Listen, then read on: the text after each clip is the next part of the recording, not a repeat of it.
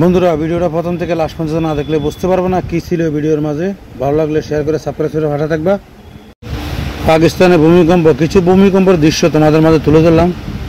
সারা বিশ্বে ভূমিকম্প, বন্যা কেমন ক্ষতিগ্রস্ত হলো এই ভিডিওর মাঝে আছে। আশা করি পুরো ভিডিও কন্টিনিউ করলে বুঝতে পারবা।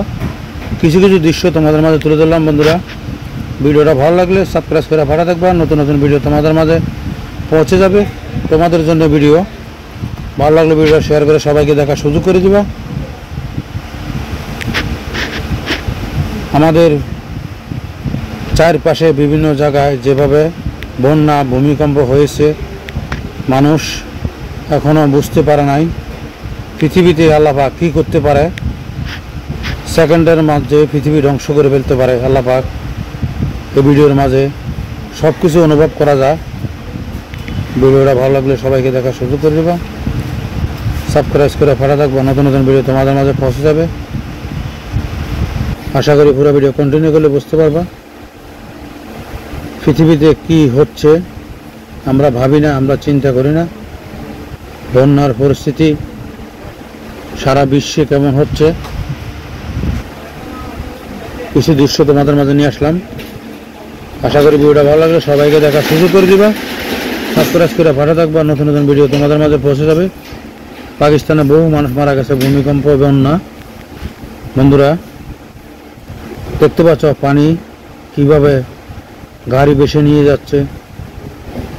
এগুলো দেখলে পৃথিবীর কথা আর মাথায় থাকে না। ওই দুনিয়ার চিন্তা। এই পৃথিবীটা ক্ষণস্থায়ী, চিরস্থায়ী নয়। দেখতে পাচ্ছ বন্যার দৃশ্য। আশা করি ভিডিওটা ভালো লাগলে সবাইকে দেখার সুযোগ করে দিবা। সাবস্ক্রাইব করে পাশে থাকবা। নতুন নতুন ভিডিও তোমাদের মাঝে পৌঁছে যাবে। বন্ধুরা সারা পৃথিবীর কিছু কিছু জায়গায় কিছুদিন পর পর যেভাবে বন্যা ভূমিকম্প হয়, তারপরে আমরা কেন বুঝি না আল্লাহ পাক আমাদেরকে কি করতে পারে। দেখতে পাচ্ছ তীব্র স্রোত বন্যার পানির।